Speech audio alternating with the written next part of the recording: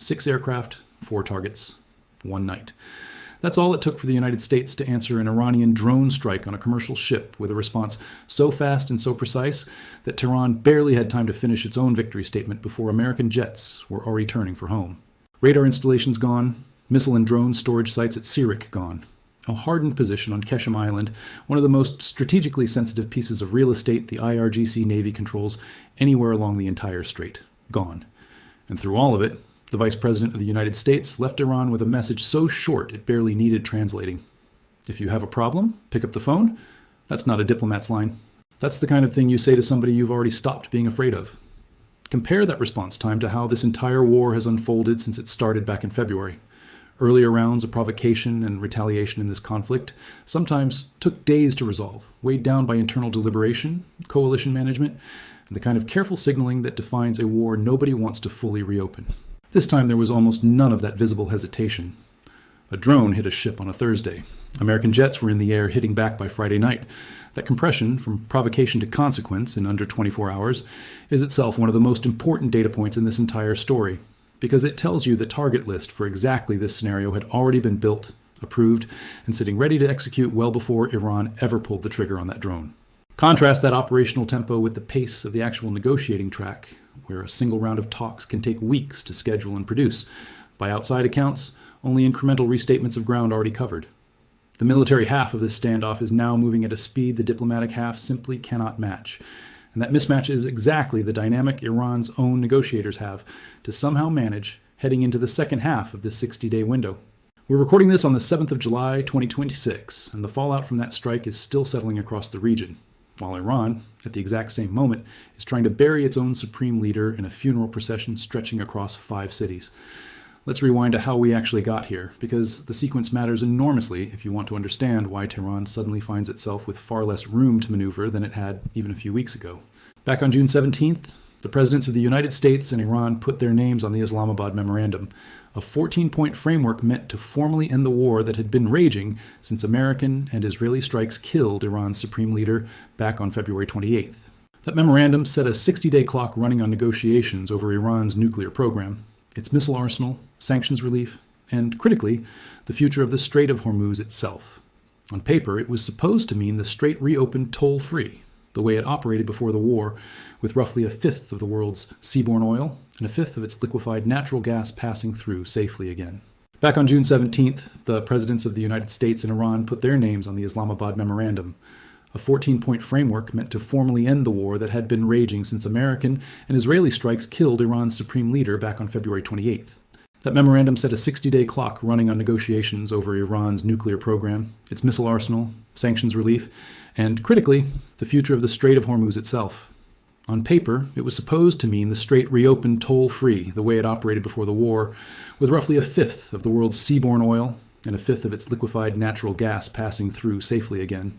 To understand how far that represented a genuine climb down for both sides, it helps to remember just how bad this got at its worst.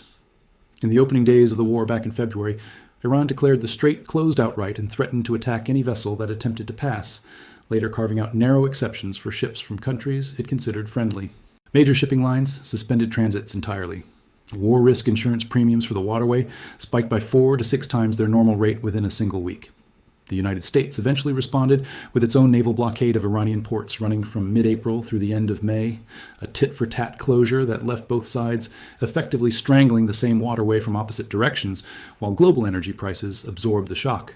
By the time negotiators finally sat down and produced the Islamabad framework in June, both governments had every incentive to actually make it hold, because neither one had managed to fully control the strait through unilateral force alone. In practice, the ink barely had time to dry before the whole thing started fraying at the edges. Within days, Israel and Hezbollah were trading strikes in southern Lebanon again, despite a supposedly renewed ceasefire, and Iran responded to that unrelated flare-up by declaring it had closed the strait a second time, blaming Israeli actions it said violated the broader agreement. The U.S. military flatly denied that characterization. Then, on June 27th, the Joint Maritime Information Center, the body the U.S. Navy oversees to track shipping conditions through the strait, announced a widened route running close to the Omani coast, opening it to increased naval traffic moving in both directions. Read that carefully, because it's not a small procedural update. It was a direct challenge to the exact kind of unilateral control Iran has spent the entire war trying to claim over that waterway, an American declaration that the southern corridor belonged to international shipping whether Tehran approved of it or not. Iran's answer to that challenge came fast, and it came in the worst possible way for anyone still hoping the ceasefire might hold. On June 25th, an Islamic Revolutionary Guard Corps drone struck a Singapore-flagged container ship, the Ever Lovely, while it was transiting exactly that southern route the U.S. had just widened, hitting it south of the town of Sirik off the Omani coast. The strike hit the vessel's upper deck. There were no reported injuries, and the ship remained operational despite the damage, but the message behind the attack was unmistakable. Iran was demonstrating in the most literal way possible that it still considered the southern corridor unauthorized. Ceasefire or no ceasefire. Memorandum or no memorandum. The International Maritime Organization, which had been running an active evacuation operation for stranded seafarers trapped in the Gulf, immediately paused those operations in response. President Trump posted about the incident directly, confirming Iran had fired at least 4 one-way attack drones at ships in the strait that day, that one had solidly struck the upper deck of a large and expensive cargo vessel, and that the U.S. had knocked down the other 3. He called it exactly what it was, a foolish violation of the ceasefire agreement. And then came the part that separated this moment from every prior round of tit-for-tat posturing in this conflict. The United States didn't wait, didn't hedge, didn't run the incident through weeks of internal deliberation the way earlier responses in this war sometimes had. Within roughly 24 hours, U.S. Central Command confirmed American forces had struck back.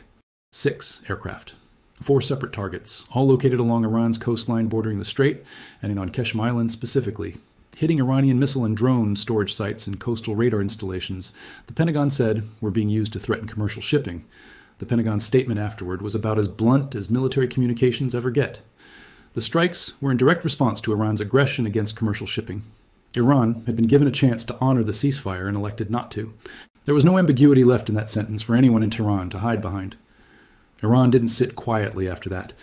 Its government called the American strikes a reckless violation of the ceasefire in their own right, and roughly a day later issued a statement saying its forces had hit what it described as targets linked to what it called the American aggressor in the region, while simultaneously criticizing Gulf states for allowing their territory to be used against it.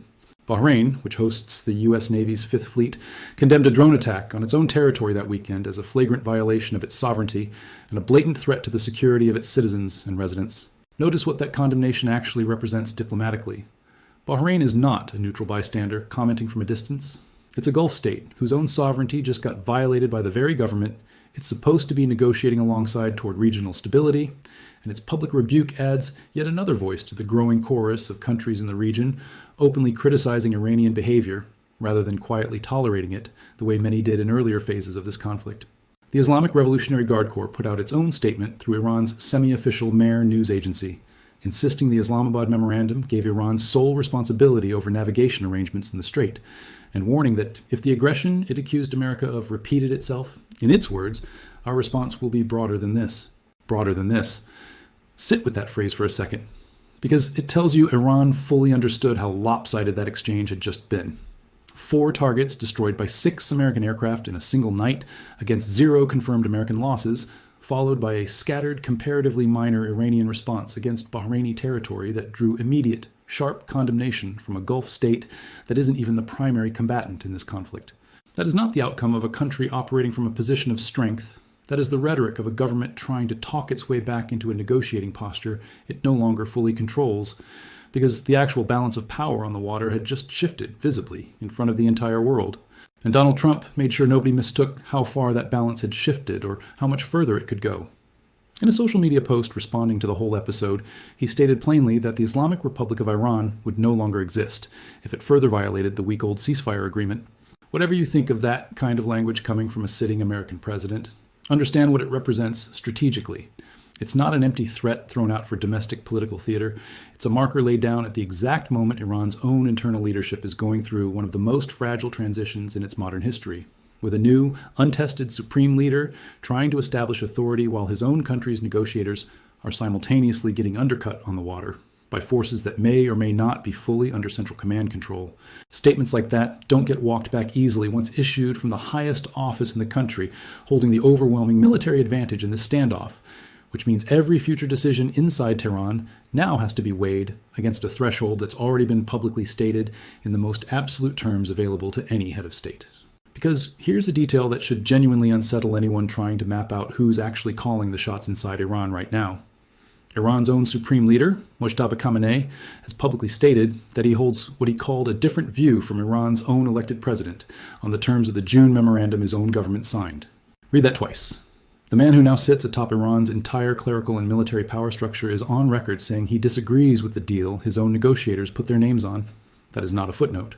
That is the single most important sentence in this entire story because it means every ship that gets struck in the strait, every drone that gets launched at a Gulf state, every provocative statement the IRGC puts out afterward might not be rogue behavior at all. It might be exactly what the man actually running the country wants to happen, executed by a security apparatus that answers to him more directly than it answers to the diplomats sitting across the table in Doha. Think about the position that puts Iran's own president in. He is the elected face of a government that negotiated, signed, and publicly defended a memorandum that his own country's most powerful cleric has already distanced himself from. Every time the IRGC fires a drone at a ship transiting a route the president's own negotiators agreed to keep open, it undercuts the president's credibility a little further, both with Washington, which has to wonder whether it's actually negotiating with the people who control the guns, and with the Iranian public, who are watching their government issue two different signals from two different centers of power, depending on which official happens to be speaking that day. A country that can't present a single unified negotiating position is a country that's going to keep losing exchanges like the one that just played out at Sirik and Qeshm Island, because the other side of the table always knows exactly who to hold responsible, while Tehran's own chain of command remains, at best, ambiguous even to itself. Now let's talk about what's actually sitting in theater right now to answer any further version of this, because the hardware backing up that American response is not modest. F-16 Block 50 and Block 52 fighters remain the primary fixed-wing presence patrolling the corridor, carrying the AGM-88 HARM specifically built to hunt and destroy the radar systems Iran depends on to cue attacks against shipping in the first place, alongside laser-guided munitions capable of taking out fixed IRGC Navy facilities scattered across the islands dotting the strait. Exactly the kind of target set that just got hit at Sirik and Qeshm. Layer in the AH-64 Apache, paired with its longbow radar system capable of tracking dozens of contacts simultaneously, built specifically to erase the kind of small, fast armed speedboats that make up the bulk of what's left of Iran's naval capability after its actual blue water navy was devastated in the opening days of the war back in February. And underneath all of it, Arleigh Burke-class guided missile destroyers running the Aegis combat system, layered naval air defense capable of intercepting exactly the category of drone and cruise missile threat Iran has leaned on throughout this entire conflict because its conventional navy simply can't compete anymore. The combination of assets is precisely why the retaliatory strike landed as decisively as it did. This wasn't an improvised response scrambled together under pressure. It was a pre-positioned, ready-to-execute package that had been sitting in theater for weeks, specifically waiting for exactly this kind of provocation. And the moment Iran gave the United States a justification to use it, the response came within a single day. That speed is itself a message. It tells Tehran, and every other actor watching this conflict from Moscow to Beijing to Pyongyang, that American restraint in this theater has never been a function of inability. It's been a function of choice, and that choice can be reversed in under 24 hours the moment Washington decides the provocation crosses a line worth answering. So why hasn't Washington simply kept going, hitting target after target, until the IRGC's entire coastal infrastructure is gone? Because the same strategic calculation that's shaped this entire war since February is still very much in play. A full, sustained bombing campaign against Iran's remaining coastal military infrastructure risks reigniting exactly the kind of global oil shock that sent Brent crude spiking well above $100 a barrel during the worst weeks of the initial closure back in the spring. A shock the American administration has been desperate to avoid, heading into a set of midterm elections where energy prices are shaping up to be one of the defining issues on the ballot. So instead, what you're watching is a doctrine of calibrated proportional response. Just enough force, delivered just fast enough, to make continued provocation genuinely costly for Iran without escalating so far that the strait shuts back down entirely and gasoline prices become the story instead of the war itself. That balancing act explains a pattern that's repeated itself throughout this entire conflict and shows no sign of changing now. Every time Iran calculates that a limited provocation is worth the risk, betting Washington's political calendar makes a full-scale response unlikely. The United States has answered with exactly enough force to punish the specific act, without triggering the broader shock either side genuinely wants to avoid. It's a strategy that requires enormous discipline to sustain, and it's one that depends entirely on Iran continuing to believe restraint reflects caution rather than weakness. The strike on Sirik and Qeshm Island was, in that light, as much a message about the limits of that restraint as it was a punishment for a single drone attack. Cross this line, it said, and the response comes within a day. Cross it further, and the president himself has already told you, in writing, what he's prepared to say next. And here's where Tehran's position gets even more uncomfortable, because it isn't just the United States applying pressure anymore. In the days immediately following that strike, Iran's own deputy foreign minister, a man who has been directly involved in the peace talks himself, issued what he called a serious warning to France and the United Kingdom, after both countries announced they would help Oman ensure its own sovereign territorial waters remain safe for navigation. His statement, posted directly to social media, insisted the Strait of Hormuz is not, in his words, a theater for the military display of extra-regional powers. Translation: two of Europe's most capable naval powers just told Oman they're willing to help secure a waterway. Iran has spent this entire war insisting it alone controls, and Iran's own negotiators are reduced to posting warnings on social media about it rather than being able to actually stop it from happening. Because France isn't bluffing about its capability to back that statement up either.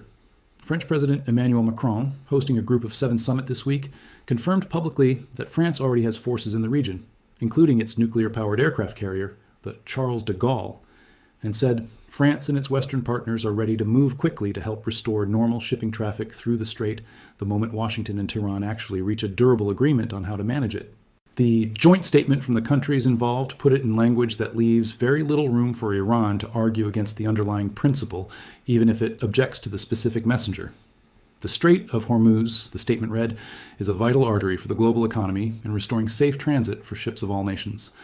Through it is a matter of global concern.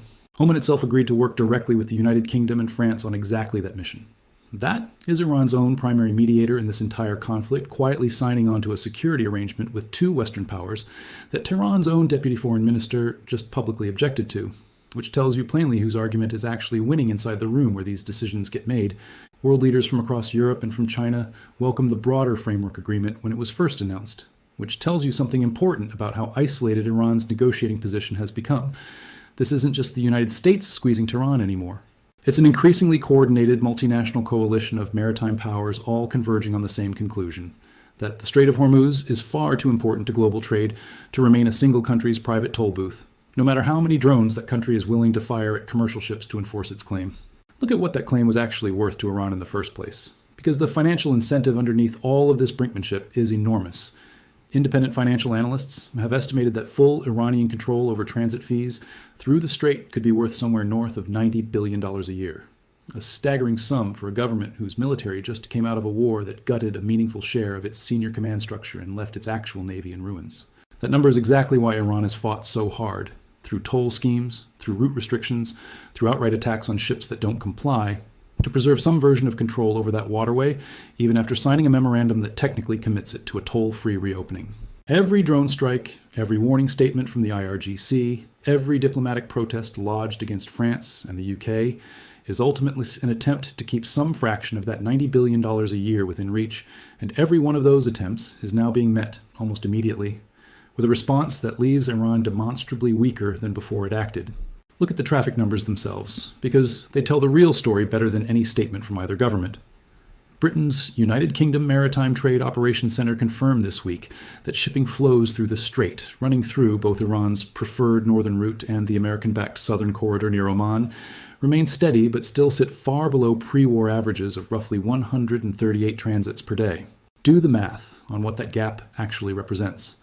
Months after a memorandum was signed specifically to restore normal shipping, months after Iran supposedly agreed to a toll-free reopening, the strait is still running at a fraction of its normal capacity, which means every single day that gap persists, Iran is failing to collect on the exact leverage it went to war trying to preserve. That's not a regime dictating terms to the world's shipping industry. That's a regime watching the leverage it fought a war for evaporate in real time, one undercapacity shipping day after another. And the diplomatic track isn't offering Tehran much relief either.